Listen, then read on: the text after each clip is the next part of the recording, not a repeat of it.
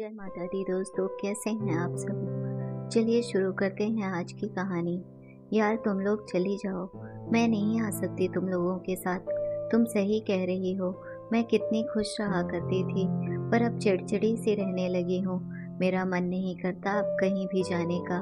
ऊपर से पति, बच्चे और परिवार के बीच में खुद के लिए सोचना भूल ही गई हूँ। कभी बच्चों के एग्जाम तो कभी पति के ऑफिस टूर चले जाने पर सब कुछ अकेले ही संभालना पड़ता है। मैं नहीं आ सकती। पति और बच्चों को छोड़कर जाना वैसे भी मुश्किल होगा, और सास ससुर तो कभी भी यहाँ आ जाते हैं, तो उनको अकेले छोड़कर जाने का मतलब है मैं परिवार पर ध्यान ही नहीं देती। यार कभी कभी प्यार से भरा मन भी रिक्त होता है। हमारे पास सुख सुविधा की हर चीज उपलब्ध है, फिर भी हमारे मन का एक कोना जाने क्यों खाली खाली सा रह जाता है। नीलम अपनी दोस्त गरिमा से फोन पर कही जा रही थी, जो उसे पुराने दोस्तों के साथ गोवा चलने के लिए फोन की थी। क्या यार, तू भी ना जाने क्या देवदास टाइप बातें करने लगी है। मैं कुछ नहीं सुनना चाहती। हम चार दोस्त मिलकर गोवा जाने की प्लानिंग कर चुके हैं, बस तू भी हमारे साथ चल रही है। अब बच्चे बड़े हो गए हैं, वो सब मैनेज कर लेंगे। हम कब अपनी ख्वाहिशों को तवज्जो देते हैं, बता। बस जो पति और बच्चों को पसंद है उसमें ही खुद की खुशी खोजने लगते हैं। अब बहुत हुआ यार, सब अपने अपने हिस्से की खुशी जी तो रहे हैं। 4 दिन हम क्यों नहीं। बस कुछ मत सोच, हमारे साथ चल। तू बोल तो मैं तेरे पति से बात कर लूं, गरिमा ने कहा।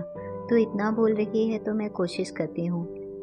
केतन को आने दे, उनको पूछकर बताती हूँ, कहकर नीलम ने फोन रख दिया। नीलम हंसमुख स्वभाव की सीधी सरल लड़की थी।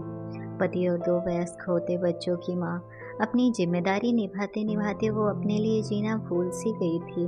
वो कहते हैं ना, शादी के बाद अक्सर बच्चों और परिवार के पीछे वह खुद को भूल ही गई।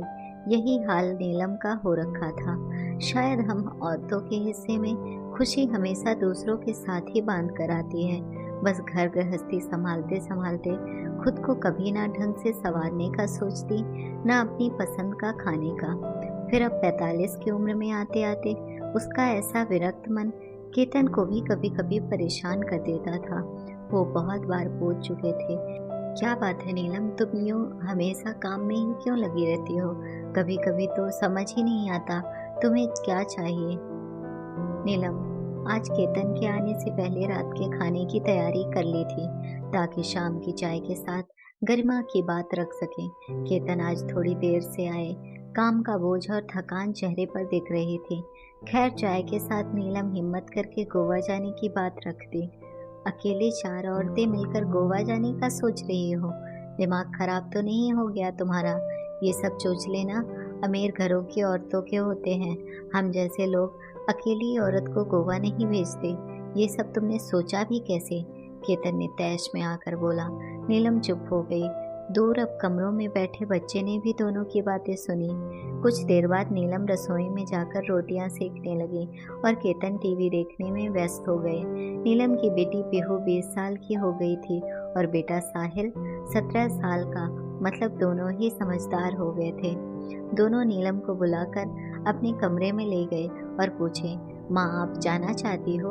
अगर आपका मन है तो मन को पक्का करो और जाओ। हम लोग भी तो कॉलेज टूर पर चले जाते हैं, पापा भी ऑफिस के काम से टूर पर निकल ही जाते हैं। बस एक आप ही हो जो हम सब की वजह से कहीं नहीं जाती हो।